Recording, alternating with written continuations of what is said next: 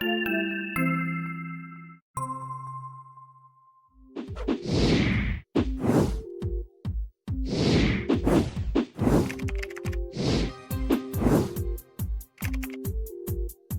today's podcast, we are going to get back to the basics. It's the start of February. This is the month where if you started a New Year's resolution about a month ago. This is the month that it's going to fall apart. This is the month that it's going to fall apart. And so we're going to talk a little bit about an article that we found that will help sort of rejuvenate some of those intentions to work towards your New Year's resolutions. Right. But again, kind of revamp them a little bit, maybe adjust them a little bit, maybe rethink them a little bit so that you can be a little bit more successful. Right. What we talked about in early January was that 80% of all resolutions fail, right? And they fall apart in February. Right. Okay. So that we go into the next year, we go into each new year with all these resolutions of what we're going to do. And one of the things that this author mentions is there are things like, she asks these questions, have you tried keto yet? Right. That's big things, keto diet. Carb cycling. Alt meats. I don't know what alternative meats are, what that would mean. Therapy influencers and DNA travel. My favorite, DNA travel. I don't even know what these things are. But she says each year these things come out that have great promise for this is the way to achieve your goals, okay? And so she said each year we get these new tools, new opportunities, new resources to live your best life. Right. And she puts in parentheses, whatever that means. Whatever that means. Which is true, because we've talked about happiness on the show. You know, you're not happy all the time. Right. Most of the time you're not happy. And that's okay. Right, and it's perfectly normal, okay? Well, and I really like, a couple of, several weeks ago when at the beginning of the year, we talked about micro resolutions and setting new resolution every month. And so it allows you that opportunity to sort of some wiggle room. That's right. To adjust things. And if you don't make it, like you say, June is going to be the month that I do this, and you get into June and it's not happening, you can always adjust and change your goal or change your focus. So she says things like, this is the year that I'm going to lose weight and get in shape. Or this is the year that I'm going to read a book every month. This is the year that I'm going to quit my job. So we make all these resolutions. So we start out with a lot of enthusiasm, a lot of energy, that we're going to go to the gym, that we're going to read these books, that we're going to do all the things that we've been promised to do.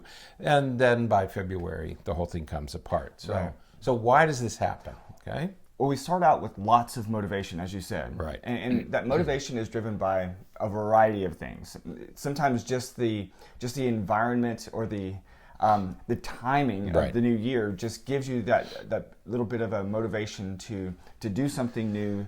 You just made it through the holidays. You're having to remember to put 20 instead of 19 on and everything that you're dating. And so you have this sort of natural motivation at the beginning of the year to make some changes.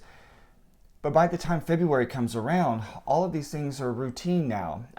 And maybe most importantly, some of the distress starts to come about when you because by now you've got that first credit card bill from the money that you spent over the holidays, and those kind of things come into that really drain some of that emotional energy that you're using to build that motivation. Right.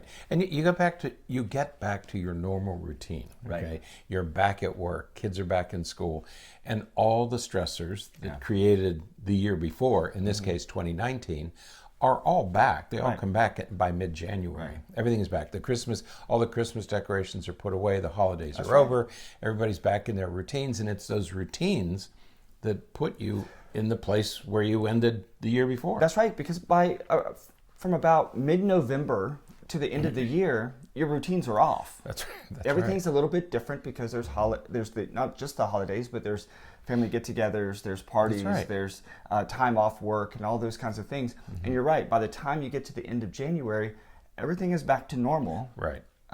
Whatever normal is. That's right. Your normal stressors have all returned. Okay, so all those resolutions that you made in this sort of break time, this unusual holiday time, they're all back now. Okay, and so you're once again swimming upstream.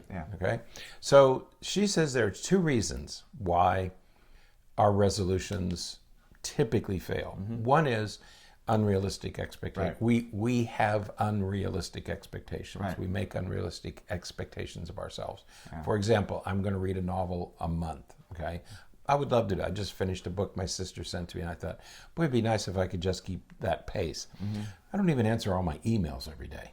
Okay, and that's true for most of us. Okay, we don't handle the day in, day out emails, texts, Twitters that we're getting, especially some of us don't. They're not called Twitters. What are they called? Tweets. Twitters. Okay. Well, so that gives you some indication of so how do you read a novel when you're not even keeping up with your emails? True. Okay. Yeah. So one is we have unrealistic expectations. The second reason is because, and we said this before, achieving the new goal means that you have to give something up. Sacrifice. Right. You have to sacrifice something. You have to give something up. You have to change your life in some significant way. Mm-hmm. And she brings up the issue of going to the gym or dieting. Yes, you can go on a diet, but are you ready to give up all the foods that you've been eating most of your life? Yeah. Okay. Yes, you can go to the gym, but working out is hard and it's inconvenient. Yeah. I was talking to a person the other day and we were discussing going to, what does it take to go to the gym? And he said, well, it's only a 30-minute workout or a 40-minute workout. But by the time you get there and you do your workout and you get home, you could be investing 2 to 3 hours. And so the first thing you have to do is you have to change your schedule enough that you have that 2 or 3 hours. Right. You have to realize what you're giving up because there was something that you did during that 2 or 3 hours. That's right. And so you're going to have to give that up. That's whatever right. that is. That's right. And being on a diet makes you grouchy. It's not fun limiting your food intake. It's not fun changing the way you've been eating for years and years and years. So she says, one is expectations. The other is you're going to have to experience some discomfort. Right. And as we said, most people are willing to do that for a few weeks in January. But by February, 80% of us have lost our enthusiasm. Absolutely. Okay. So in this article, which the link is in the show notes, so that you can read through it yourself as well. She offers five ideas, five strategies for getting back on track with this. Yeah, because she says the problem with our resolutions is that we begin with a deficit model. Right. Okay, so her suggestions is let's move in a very different direction. Right. And the very different direction is don't use the deficit model. She said, when we're overweight, we're not in shape, we're not eating properly. And so we want to change these fundamental things about ourselves because they are our deficits. Right. Okay, these are the things that I'm doing wrong. These are the things that I'm not doing right now. They're always phrased from the negative. That's right. Right. We focus on our needs, on our problems, on what we're presently lacking. I'm not in shape. I'm not this. I'm not that. And she says this. So we start to think about all the ways that we don't measure up. Right. Okay. When you look at yourself in the mirror and you're dissatisfied with yourself, or you're dissatisfied with some other. She calls that the deficit model. She said instead of beginning with a deficit model, what she recommends is that we use an asset, ASSET, an asset-based model that takes advantage of our strengths, our opportunities, and what is currently working in our life. Right. Okay. And so those are the 5 things that you mentioned. Right. The 5 assets. Right. The 5 assets. And the first one is figure out who you are. Right. Okay. Spend some time figuring out and what motivates you. Why do you get up in the morning? What's important to you? What are your non-negotiables? Start with it. What are your core values? Right. Yeah. Figuring out who you are, I think, is a really clever first start. Right.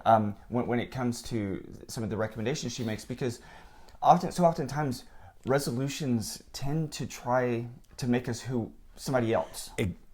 And that's the first thing she says, is that rather than relying on trendy apps and celebrity guides and what other people are doing, begin by focusing who you are. Right. What's important to you. Forget about the celebrities. Forget about what everybody else is doing. Right.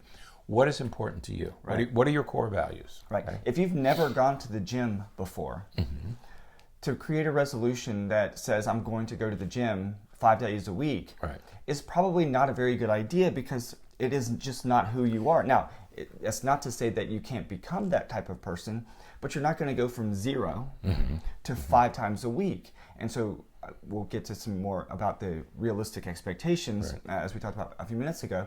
But figuring out who you are so that you can create resolutions to meet your goals that fit within who you are as a person. That's right.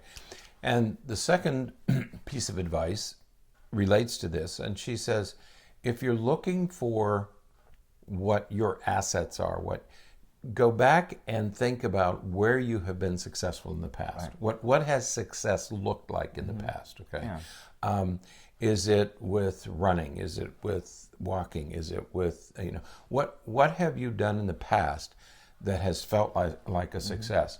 And start to pursue those things. That's what's important to you. That's what's going to motivate you. Is what has success looked like in the past? Right. Yeah. So like if you are a dog owner and you want to start exercising, well, you may be the type of person, if you own a home with a backyard and you usually let the dog out in the backyard to do his business back there, you may say, well, you know what, I really love my dog. I want to take care of my dog. I'm going to, and I need to exercise, so I'm going to start taking my dog for a walk instead of just letting him out in the backyard. That's within the bounds of who you are, and using that to meet that goal. One of the I almost said scariest things she advises is that, but it's true. Look back at your life and when were you the happiest? Okay, and I can look back at my life, and I think some of my happiest days were when I was in college. Okay, for some, I don't know. It was just a very nice time of my life. Or when I had very young children, I think I enjoyed it. It was difficult at the time. It's okay, kids. It was difficult at the time, but it was a happy time. Okay, and so look back at your life and figure what made you happy. When you're trying to figure out what should I do, look back and say, I really enjoyed this time. I enjoyed spending time with these people. I enjoyed spending time going camping. I enjoyed spending time at the beach. What was success? What made you? When were you your happiest? And go back and think about that, because that was obviously something important to you. Absolutely. Okay? Number 3, list all the good things you want to do more of this year. Right. So what are those things, and what do you want to do more of? Instead of saying, I'm going to cut this out, and I'm going to sacrifice, and I'm going to get up early and do all these new, strange things that maybe won't make you happy, what do you want to do more of? I really like this one. I was thinking about it, and I thought, what do I want to do more of this year? Yeah. It's an odd way of looking at it, but it's a very positive way of looking at it. Right, and it's also sort of rooted in the idea that I'm not doing something that I've never done before. I'm not creating something new. I'm just building on where I've already been. That's right, and that's a to me it was a revolutionary. It was a revelation first, and it's a revolutionary idea because we typically think of going on a diet. Diets are not fun. No, I mean changing the way you eat is a very it's not fun. You're definitely moving out of your comfort zone, okay?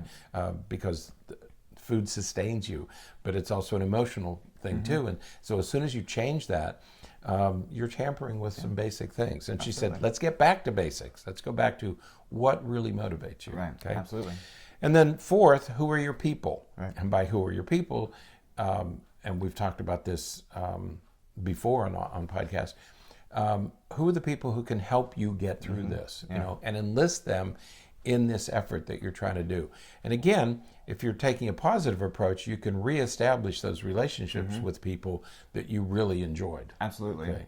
Yeah. And creating stronger connections with people that you already have relationships with, and maybe even exploring ways to build your resolutions around their resolutions or with their resolutions. And so that's right.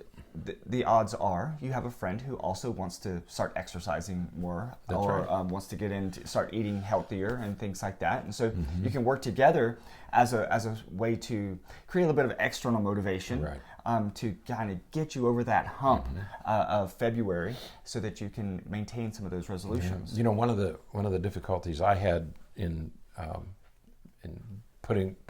applying all these principles to my own life was my happiest days were when I could begin my day with a run.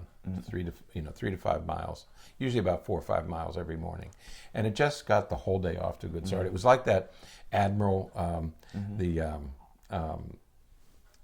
what is it, Navy SEAL Admiral, who said, make your bed. Okay, accomplish one thing every day. And if I did that run in the morning, I at least accomplished that. And it made me feel good, and I felt better, I was in good shape. I had to let that go for some reasons a few years ago, and that's one of the things I thought. One was I was really happy when I was running every morning. So how do I recreate that? Okay, what do I need to do to recreate that? And I think that has motivated this notion has motivated me to take the steps to get back to that. Okay, and that's going to be a journey for me, because it's been a while. It's been several years since I have been able to run. And then finally, and again, this is something we've talked about before. Don't wait until the end. Celebrate your successes along the way. And we talked about the micro resolutions. Right, absolutely. And that's the nice thing about that, is the micro. So set some positive thing up for the month of February. Just decide what you want to do in February, and then celebrate that success in February. And then take March and celebrate that success in March. But celebrate along the way. Don't set these long-range goals, because you're probably not going to. 80% of us don't do them. Set these shorter goals and celebrate your successes along the way. However you want to celebrate. If you're dieting, don't go out and have a big dessert. People make that mistake. But if you say, I want to eat healthier this year, you may say, I recognize that it's going to be difficult. I'm not going to do that 3 meals a day every day. For 365 days this year, but you may say, for the month of February, there's this many days, there's this many meals. My goal is going to be to eat healthy this many meals this month, and just work for those little goals. Okay, I'll pat myself on the back if I could reach it.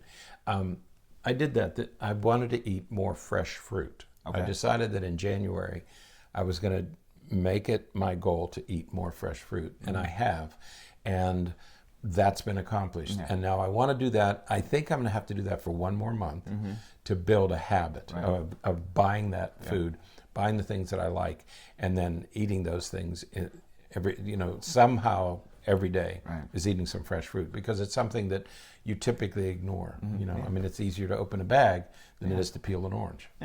So that's one of my micro goals for this year. Okay. So, but I like this idea of decide who you are, decide what's important, and then build on the things that you want in your life. Absolutely. Okay. Take your assets, take your strengths, take what's really important to you, and build on those things. You'll probably be able to sustain it more than the deficit model. Absolutely. So good luck with that. Let us know how it goes, and we'll be back to talk more about this, I'm sure, as we go through the year. Yeah, because we're going to do this maybe monthly. We'll sort of scratch around in this, because we like the idea of the micro resolutions of keep at it every month. Absolutely. So, all right. Well, that is it for today. Until next time, stay happy, stay healthy, and forget to be afraid.